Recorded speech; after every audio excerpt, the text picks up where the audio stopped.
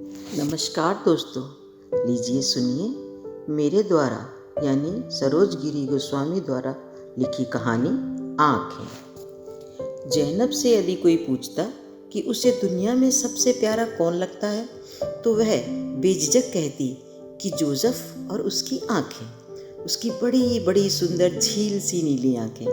वैसे तो कहते हैं कि स्त्रियों की आँखें खूबसूरत होती हैं और पुरुषों की आँखें साधारण सामान्य सी होती हैं, मगर जोसेफ की आंखें बहुत ही सुंदर थीं। जैनब कई बार मजाक में जोसेफ को छेड़ती थी कि तुम्हें भगवान इस जन्म में खूबसूरत लड़की बना रहे थे।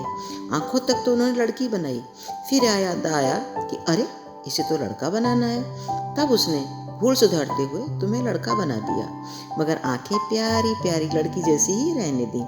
गॉड ने मुझे नहीं दी ऐसी सुंदर आंखें। तब जोसेफ प्यार से कहता, जैनी तुम्हारी आंखें भी सुंदर हैं। तब जैनब कहती, क्या कहते हो, ये आंखें सुंदर हैं, अधखुली सी मुरझाई सी, मेरा मन रखने को कहते हो ना। तब जोसेफ कहता, अच्छा चलो आंखें बदल लेते हैं, मैं तुम्हारी आंखें ले लेता हूँ और तुम मेरी आंखें ले लो। तब जैनब तुनक कर कहती, कैसी बातें करते हो, आंखें भी कोई लेन या देने की चीज़ है, अगर होती भी तो भी मैं तुम्हारी आंखें ना लेती, क्योंकि मैं इन्हें हर पल देखना चाहती हूँ, इनसे दुनिया नहीं देखना चाहती। यह आंखें मुझे यूं ही दिखाई देती रहें, कहकर वह जोसेफ की पलकें चूम लेती थी और दोनों की हंसी कमरे में गूंज जाती थी। जोसेफ और जैनब को मुंबई आए अभी 3 साल ही हुए थे और उन्हें शादी करे 2 साल हो चुके थे। वे ठाणे के ला विला अपार्टमेंट में रहते थे। वैसे जोसेफ गोवा का रहने वाला था और जैनी यहीं मुंबई की थी। दोनों ही एक कंपनी में जॉब करते थे। जैनब की माँ यहीं कुर्ला में रहती थी। पिता को गुजरे कई साल हो गए थे, वह अकेली ही कुर्ला में रहती थी। जैनब का एक ही भाई था जो दुबई में रहता था। उसने वहीं किसी लड़की से शादी करके अपना घर बसा लिया था। उसका हालचाल केवल फ़ोन पर ही माँ और जैनब को मिलता था। शादी से पहले जैनब अपनी माँ के साथ ही रहती थी। उसके पिता किसी सरकारी महकमे में थे, सो उनकी पेंशन आती थी। उधर उन्होंने अच्छे दिनों में 2 फ्लैट खरीद लिए थे, जिनमें एक में वे खुद रहते थे और एक में किराएदार रख छोड़े थे। जैनब के पिता की मृत्यु कार एक्सीडेंट में हुई थी। जैनब तब केवल 15 साल की थी और वह हाई स्कूल में ही पढ़ती थी। उसे आज भी याद था वो मंजर जब उसकी माँ उसके साथ लिए अस्पताल में बदहवासी चक्कर काट रही थी। दुर्घटना के 1 हफ्ते बाद भी उसके पिता उन सबको छोड़कर बेसहारा चले गए थे। जैनब और जोसेफ अपनी दुनिया में व्यस्त थे। दोनों साथ साथ ही काम पर जाते थे और साथ साथ ही घर लौटते थे और छुट्टी वाले दिन दोनों माँ से मिलने कुर्ला चले जाते थे। साल में एक बार वे क्रिसमस पर गोवा चले जाते थे। जोसेफ के घर में उसके माता पिता के अलावा एक बहन थी जिसकी शादी हो चुकी थी और वे वहीं गोवा में ही रहती थी। जैनब एक सुलझी हुई समझदार लड़की थी। वह दोनों परिवारों को सामंजस्य बैठाकर चलती थी। वह अपनी माँ को जितना मानती थी उससे बढ़कर अपनी सास को मान सम्मान देती थी। ससुराल में सभी उससे खुश थे। उसके ससुर भी फौज से रिटायर्ड थे। जैनब और जोसेफ की जिंदगी में कोई कमी नहीं थी, हर तरफ खुशियाँ ही खुशियाँ थीं। आज दोनों के दफ्तर में छुट्टी थी, इसलिए जैनब आज पूरी तरह फुर्सत में थी। वह जोसेफ के लिए नाश्ते में आलू गोभी के पराठे बना रही थी, वरना रोज जल्दी जल्दी में तो हल्का सा नाश्ता करके दोनों ऑफिस भागते थे। इसीलिए जैनब जोसेफ का मनपसंद नाश्ता बना रही थी और जोसेफ सामान को झाड़ पोंछ करते हुए टीवी देख रहा था। अब वह बात अलग थी कि वह चीज़ों की सफाई कम और सामने फिल्म ज़्यादा देख रहा था। जब कभी फिल्म में विज्ञापन आते तो वह झाड़न चलाता था। अचानक एक विज्ञापन को देखकर जोसेफ ने जैनी को आवाज़ लगाई। वह विज्ञापन था नेत्रदान का। उसमें ऐश्वर्या राय अपनी आंखें दान करने की बात कह रही थी। जोसेफ ने कुछ सोचकर जैनी को फिर आवाज़ दी तो जैनी ने सोचा कि जोसेफ को भूख लगी है तो वह नाश्ते के लिए बुला रहे होंगे, तो वह 5 मिनट में नाश्ता लेकर बाहर हॉल में चली आई और बोली, गर्मा गर्म पराठे हैं हाजिर साहिब आलम। जब जैनी मूड में होती थी तो उसे साहिब आलम ही कहती थी, मगर जोसेफ ने प्लेट की तरफ ध्यान भी नहीं दिया था और बोला, जैनी मैं तुमसे एक बात करना चाहता हूँ। बोलो। जैनी उसकी तरफ मुस्कुराती। तब जोसेफ बोला, जैनी मैं भी अपनी आंखें दान करना चाहता हूँ, देखो मना मत करना। ये तुम कैसी बेफजूल की बातें कर रहे हो? जैनी थोड़ा गुस्से में बोली थी। जैनी तुम ही कहती हो ना कि मेरी आंखें बड़ी सुंदर हैं, फिर ये मेरे मरने के बाद बेकार क्यों जाए? कोई तो मेरी आंखों से दुनिया देखेगा। इस बार जेनी सचमुच झुंझला गई और गुस्से में बोली, जोसेफ, आज तुम्हें हो क्या गया है? सुबह सुबह से ये कैसी बातें लेकर बैठ गए हो?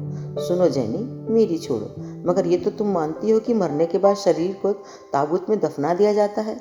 फिर ये शरीर बेकार का है, किसी के काम नहीं आता। इससे तो पारसी लोग अच्छे हैं, जो मरने के बाद इस शरीर को न जलाते हैं, न गंगा में बहाते हैं और ना ही दफनाते हैं।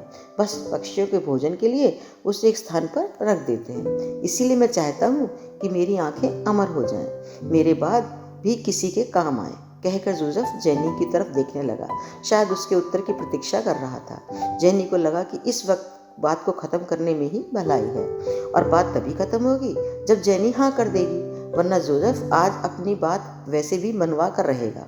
इसी घर से जेनी ने हाँ में भर दी कि ठीक है, जो आपकी इच्छा हो वही करो, अब नाश्ता कर लो। कहकर जेनी ने पराठे का एक टुकड़ा उसके मुंह में डाल दिया और जोसेफ भी खुश हो गया, मुंह मांगी मुराद पाकर। उसकी आंखों में खुशी की चमक आ गई थी। उससे जेनी की उसकी आंखें और भी प्यारी लगी थीं। उसने मन ही मन गॉड को कहा था कि मैं इनकी आंखों को बस यूं ही देखती रहूं, और जोसेफ ने अगले दिन ही नेत्र चिकित्सालय जाकर अपने नेत्रदान का फॉर्म भर दिया था। उस दिन शनिवार था, हफ्ते का आखिरी दिन, इसीलिए जेनी के पास आज दफ्तर में काम ज़्यादा नहीं था और समय कम था।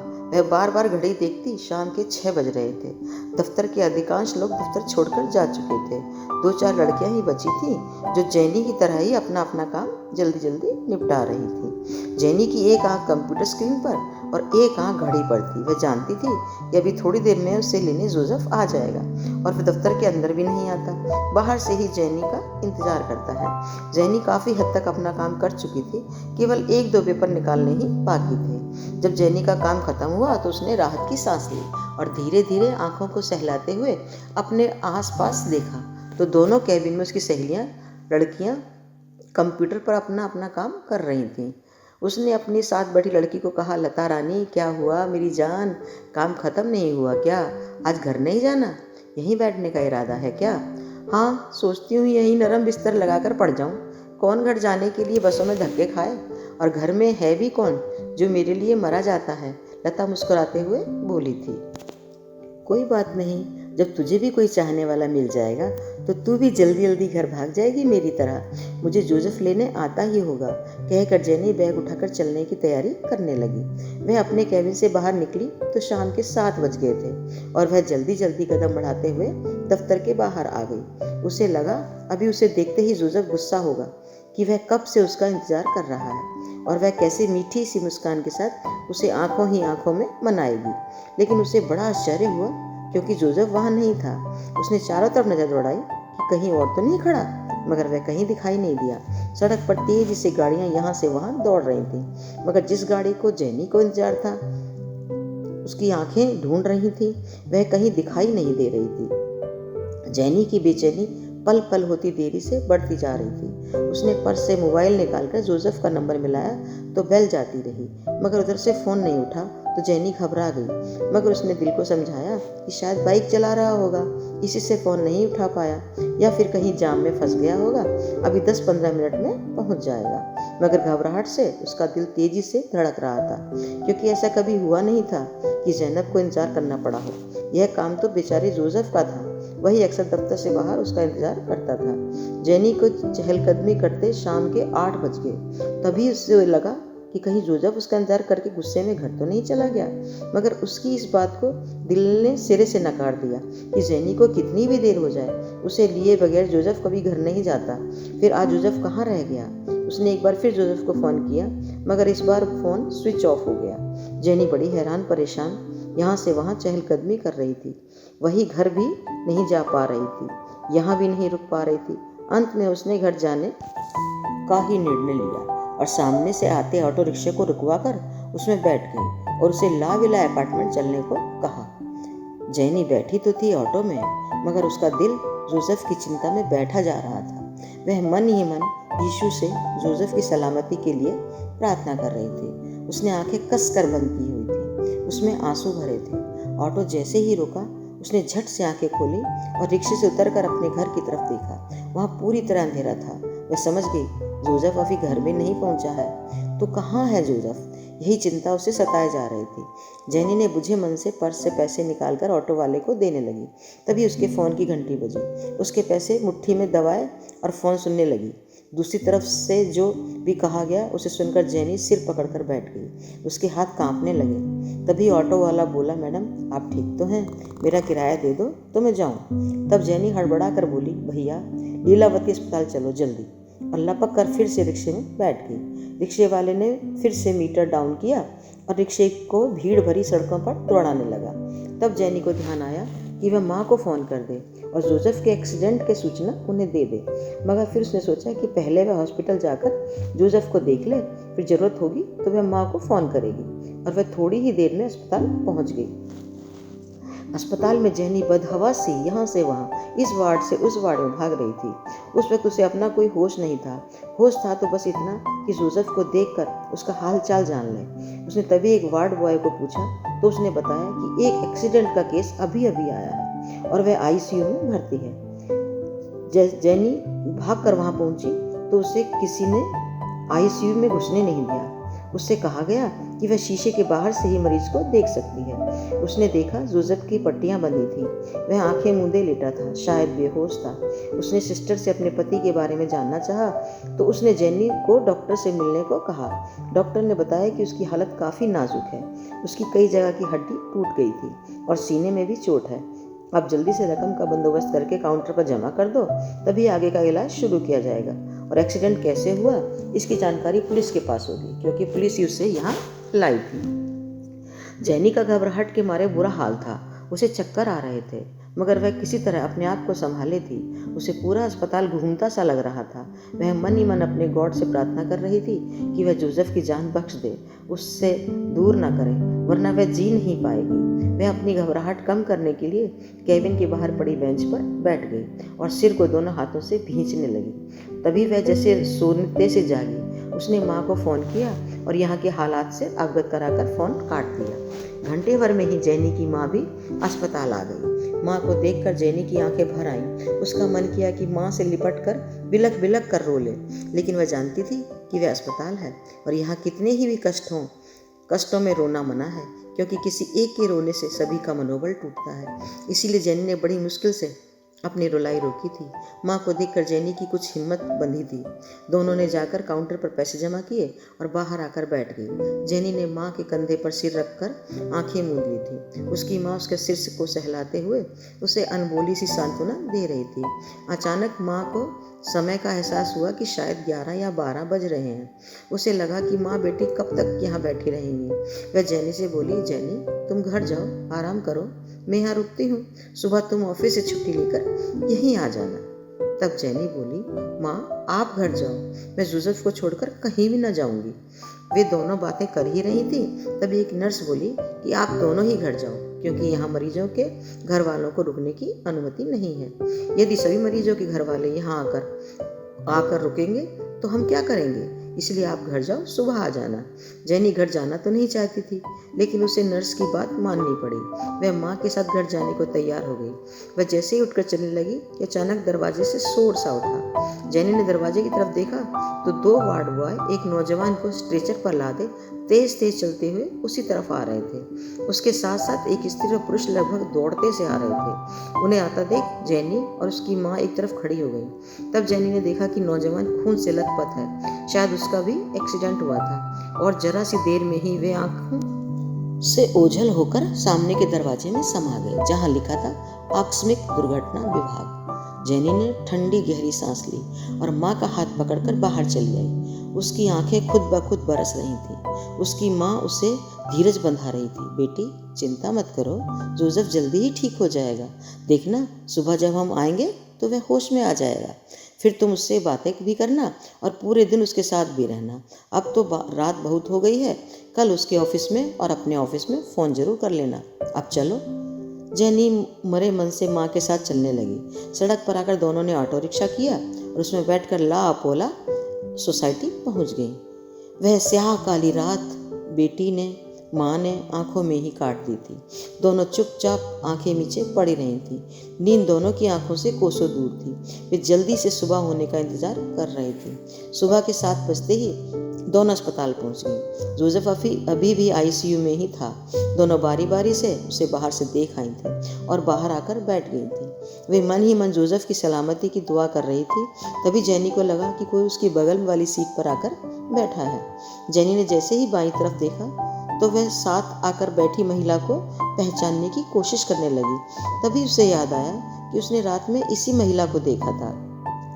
वह औपचारिकतावश उसकी तरफ मुखातिब हुई और बोली, आप कौन हैं? आपका कौन बीमार है? इतना सुनते ही उस महिला की आंखें डबडबा आईं और वह उन्हें पहुंचते हुए बोली, बहन, मेरा बेटा का कल रात एक्सीडेंट हो गया है। वह इसी अस्पताल में भर्ती है। अब उसकी हालत ठीक तो है? जेनी ने धीरे से कहा। वैसे तो जख्म ज़्यादा गहरे नहीं हैं, सो मरहम पट्टी कर दी थी, मगर भगवान ने देते देते भी सब कुछ छीन लिया। क्या मतलब? जेनी ने ना समझते हुए बोली थी।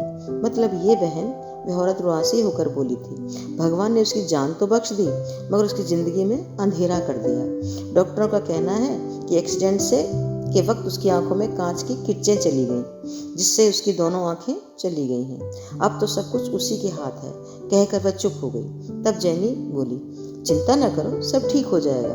वैसे डॉक्टर अब क्या कहते हैं? डॉक्टर कहते हैं कि अब ऑपरेशन कर किसी की दान की हुई आंखें लगानी पड़ेंगी। जब तक आंखें नहीं मिलती, मेरे बेटे के जीवन में अंधेरा ही रहेगा। वैसे तुम्हारा यहाँ कौन है? वह जेनी से मुखातिब हुई। जी, मेरे पति का एक्सीडेंट हो गया था, वे भी आईसीयू में भर्ती हैं। जेनी रोती हुई बोली, चिंता ना करो, भगवान सब ठीक करेंगे। तुम्हारे पति जल्दी से जल्दी अच्छे हो जाएंगे। बस उस प्रभु को याद रखो। और ये दोनों मिलकर एक दूसरे को शब्दों से सांत्वना देने लगे। बातों बातों में जेनी को पता लगा कि वे राजस्थान के रहने वाले हैं और यहाँ मुंबई में उनका अच्छा सोने चांदी का कारोबार है। जिसका एक्सीडेंट हुआ है वह उनका इकलौता बेटा है। घर में बहू और 3 साल का पोता है। किसी तरह की कोई कमी नहीं है। फिर भी भगवान ने उन्हें यह भी कष्ट दे दिया था और वे चाह कर भी इस आय संकट को दूर नहीं कर सकते थे। सब प्रभु के हाथ ही था। आज जेनी का मन बेहद उदास था। आज जोसेफ को आईसीयू में रहते 3रा दिन था। उसकी हालत दिन ब दिन बिगड़ती जा रही थी। उसका मन बेहद घबरा रहा था।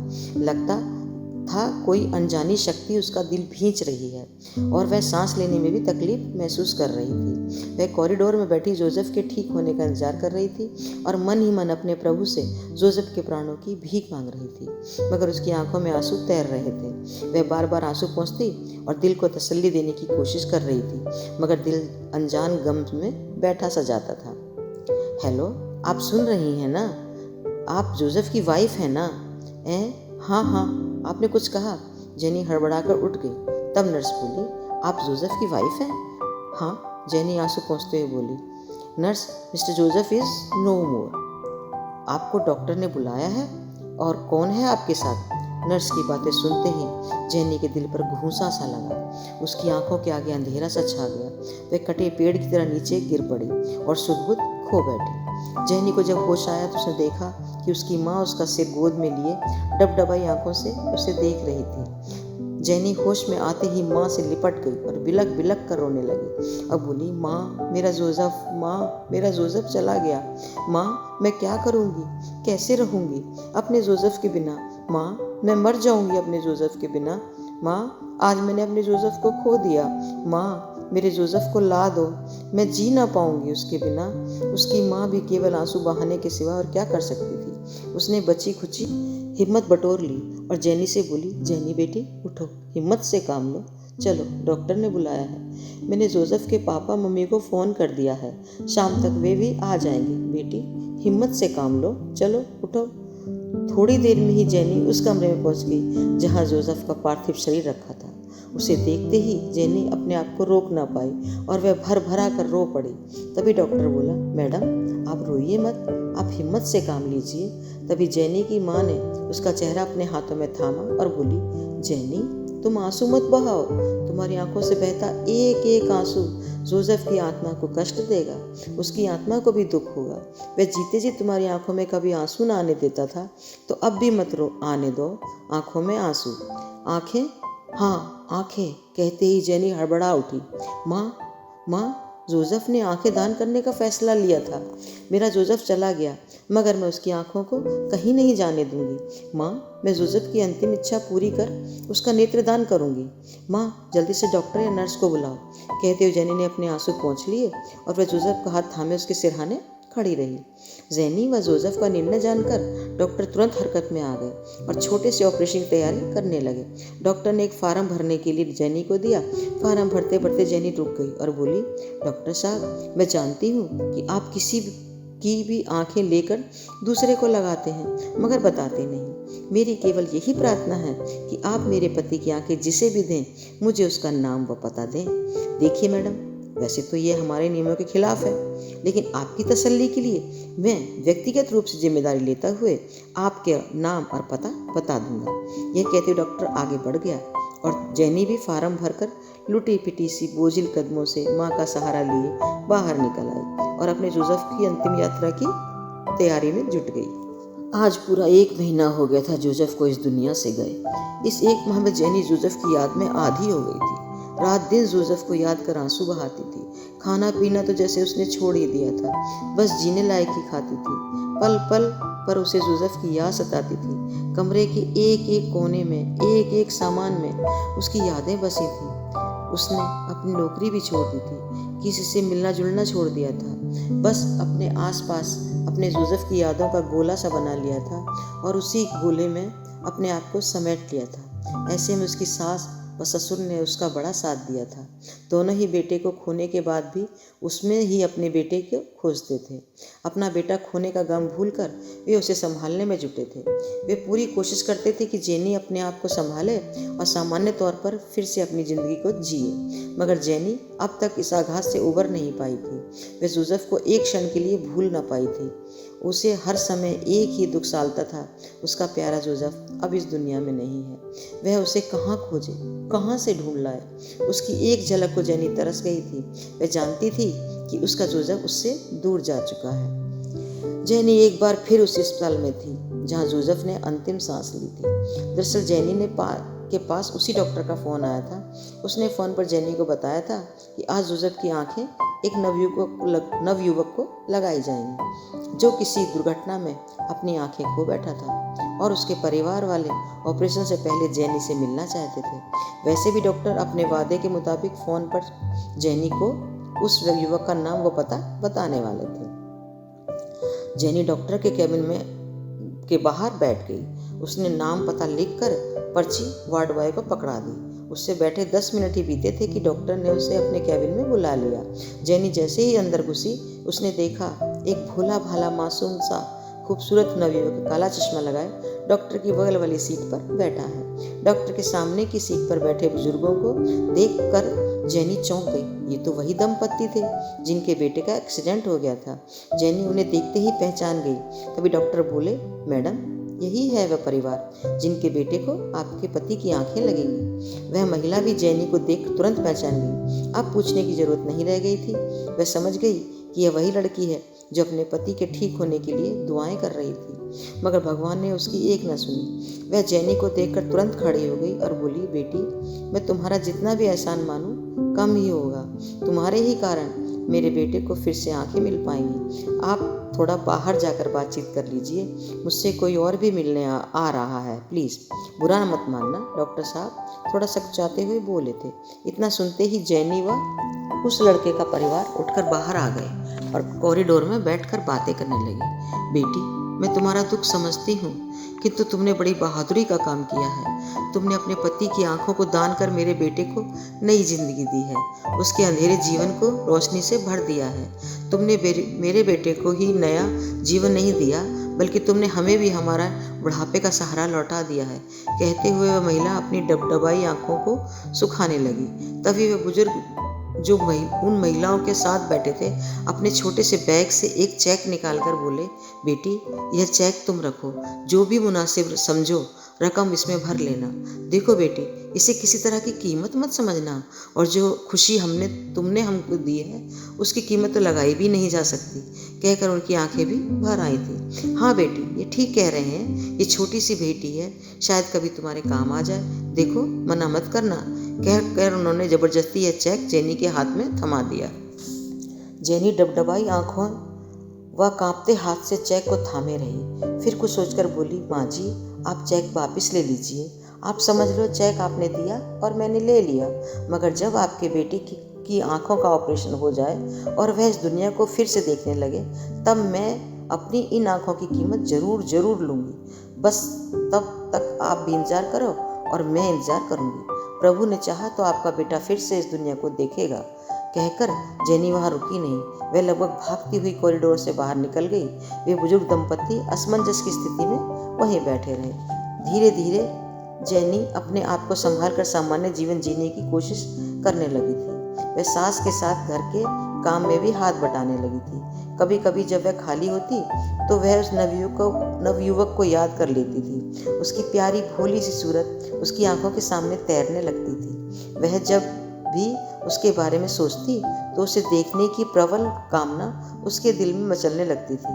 वह अपनी इस भावना का जिक्र किसी से कर भी नहीं सकती थी और दबाने की कोशिश करने के बाद भी उसे दबा नहीं पा रही थी। जब भी उसकी दबी इच्छा कुलबुलाती तो वह फ़ोन के पास बैठ जाती। फ़ोन का रिसीवर हाथ में लेकर आधे नंबर भी नहीं दबा पाती, फिर कुछ सोचकर फ़ोन वापस क्रेडल पर रख देती। और इसी स्थिति में उस नवयुवक का ऑपरेशन हुए 2 महीने बीत गए। उसके माता पिता ने जेनी को अपना पता व फ़ोन नंबर सभी कुछ लिखकर दिया था।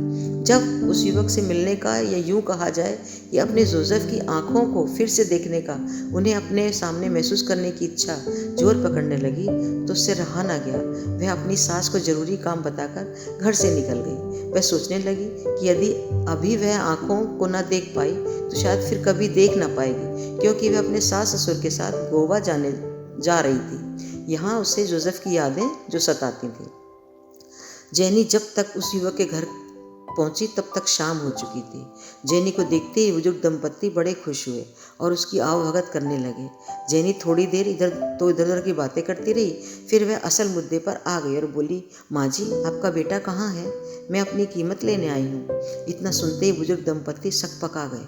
दोनों आंखों में एक दूसरे को देखने लगे। तभी जेनी बोली, माँ जी मैंने तो पहले ही आपसे कह दिया था, जब चाहूँगी कीमत लेने आपके पास आ जाऊँगी। दोनों दंपत्तियों ने एक दूसरे की तरफ देखा। तभी बुजुर्ग ने फुसफुसाते हुए पत्नी से पूछा था, घर में कैश कितना है?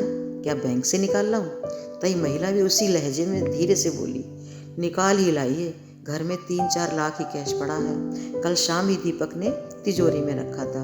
अब यह क्या पता कितनी कीमत मांगेगी। पहले धीरे से इससे पूछ लो, तभी मैं बैंक जाऊंगा। बुजुर्ग बोला। अब की जैना बीच में ही बोल पड़ी, ना माँ जी, किसी को बैंक जाने की ज़रूरत नहीं है। मेरी कीमत तो घर में ही है, बस आप देने के लिए हाँ भर कर दीजिए। जैनी ने अभी बात ख़त्म भी नहीं कर पाई थी, वहीं युवक अंदर के कमरे से यह कहते हुए निकल आया, मम्मी जी कौन आया है? आप किससे बातें कर रहे हो? कहकर वह जैनी की तरफ देखने लगा और जैनी तो उसे अपलक निहारती रही। उसकी आंखें उस युवक की आंखों से, या यूं कहें कि जोसेफ की आंखों से जा मिली। जैनी खो गई, अपनी सुध-बुध खो बैठी। उन आंखों की गहराई में गहरे तक उतरकर गोते लगाने लगी। उसकी आंखों से आंसू झरने लगे। उसे लगा कि आज जोसेफ तो ना मिला, मगर उसकी प्यारी आंखें उसे जरूर मिल गई। उसके पतझड़ से जीवन को फिर से बसंत मिल गया था। वह जड़वत वहीं खड़ी रही। तब वह महिला बोली, बेटी तुम कीमत की बात कर रही थी? हाँ माँ जी, आप कहें तो मैं अपनी कीमत ले लूँ? और माँ जी यह कोई कीमत नहीं, यह तो आपका एहसान होगा मुझ पर। आपके बेटे की आंखों में मेरे जोसेफ फिर से जीवित हो गया। आपके बेटे की जीवन ज्योति के साथ ही मेरे जोसेफ को नया जीवन मिल गया। माँ आप इजाज़त दें तो मैं अपने जोसेफ की आंखों को चूमना चाहती हूँ। केवल पहली और आखिरी विनती है, आप इसे चाहे नाम दें फिर मैं कभी इनसे मिलने नहीं आऊँगी। मैं आपसे हाथ जोड़कर प्रार्थना करती हूँ माँ, मुझे केवल एक बार इन आँखों को अपने होठों से छूने दीजिए, फिर मैं आपसे कभी कुछ ना मांगूंगी। जेनी इतना कहते कहते रुआंसी हो गई। वह युवक आवाक खड़ा उसे देखने लगा। बुजुर्ग दंपत्ति की आंखें की कोरें भी गीली हो चुकी थी। उन्होंने भीगी आंखों से उसे ऐसा करने की इजाज़त दे दी। युवक धम से सोफे पर बैठ गया। जेनी आगे बढ़ी। खुशी के आवेग से उसका तन बदन कांप रहा था, पांव लड़खड़ा रहे थे, मगर कोई अनजानी चुंबकीय शक्ति जो उस युवक की आंखों में थी उसे अपनी तरफ खींच रही थी। उसने एक गहरी सांस खींची और उन आंखों पर अपने कपकपाते होठ रख दिए। उसे लगा आज उसे अपनी लुटी दौलत फिर से मिल गई है, जीने का नया संबल मिल गया है। उसके बाद जेनी एक पल को भी वहाँ रुकी नहीं और लगभग भागती हुई सी घर से बाहर निकल आई। दोस्तों, आपको कैसी लगी मेरी ये कहानी? कृपया मुझे फ़ोन करके ज़रूर बताएं। धन्यवाद।